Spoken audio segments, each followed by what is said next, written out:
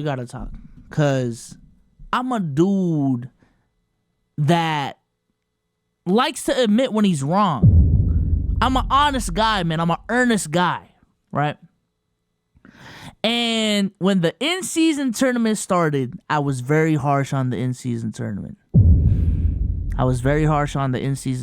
I was the type of dude that was going on Let's Keep It a Buck saying, yo, I'm not a fan of this. The courts look ass.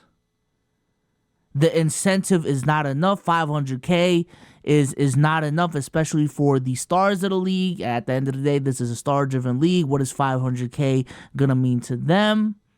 People don't even look like they care about this. This is just another game in the books. I ain't gonna lie, man.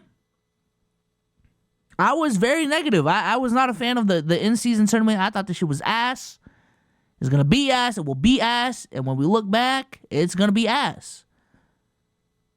And I am going on my platform right now to say I was wrong. I was wrong. I still do believe the courts are ass. Okay?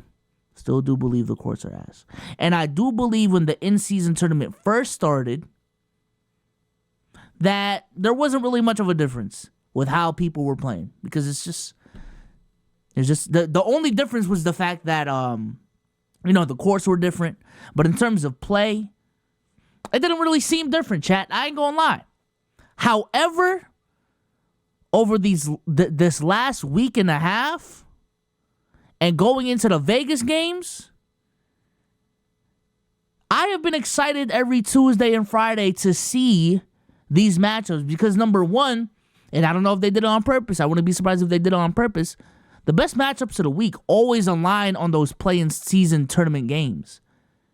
On Tuesdays and Fridays, you're going to tune on. You're going to see special courts in the best matchups in the league. That's number one.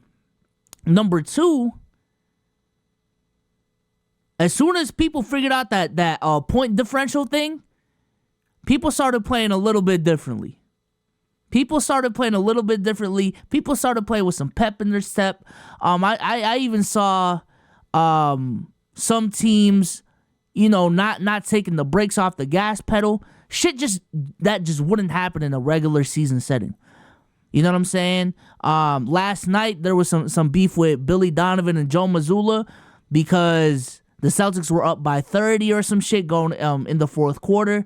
And because of the fact that they cared so much about that point differential, they hack-a-shack Andre Drummond. So, yeah, these teams are playing out of character. They are doing things that they would not do in a typical regular season game. And for an in-season tournament with the purpose of just making the regular season more interesting, I think it is doing its job. Genuinely, I think it's doing its job. No one is sitting here and saying this is going to be more important than the NBA championship. No one is sitting here and saying this is going to be on par with a FIBA World Cup or a gold in the Olympics. No one is saying that. But the job of this in-season tournament is to capitalize off of the hype of the start of the season, number one. And number two is to just make players and fans to just care more about the regular season. Even if it's by 10%, 15%, whatever the fuck it is, it has worked. It has worked. And I think specifically going to these Vegas games, it is only going to get better. I understand in the grand scheme of things, this is just another regular season game, but a lot of these dudes, and this was my hunch, was these dudes got pride. You don't get into the NBA without some sort of competitive edge in you, with a lot of competitive edge in you, actually. Same thing when it comes to their coaches. Same thing when it comes to the whole organization. This is a competitive field in nature. Sports is competition. And these are the best of the best. So when you roll out that ball, that was a crazy Boston accent. I don't know if y'all heard that in my fucking voice. I sounded like I was parking a car at Harvard Yard type shit. Hey, when you roll out that ball, and if you don't win this game, you get eliminated for the next couple of days, and there's certain teams in the league moving on, and you're viewed as a loser because you got eliminated not in the finals, not in the semifinals, but in the Elite Eight portion. Yeah, people have pride. People don't want that attached to their name. People want to win tournaments, whether there's money involved or not. It's a single elimination tournament. A lot of these dudes played AAU tournaments, and this is how that was structured. A lot of these dudes played in March Madness, NCAA March Madness. That's how that was structured. You just don't want to lose single elimination games. You know what I'm saying? So I think it is definitely going to turn up in Vegas. Also, they're going to go to a different space, different arena. Obviously, the NBA is going to make a big deal out of it. It's going to be fun, bro. I think it's genuinely going to be fun. The cash prize, I still think the incentive can be better.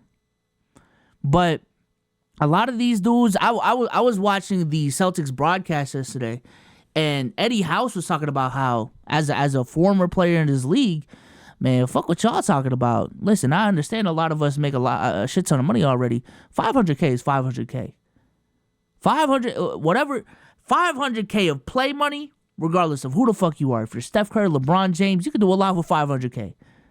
You know what I'm saying? That's a new car. You can do a lot with 500K regardless of how rich you are. And if that's on the line for every single player on a team, some shit's gonna shake. So, yeah.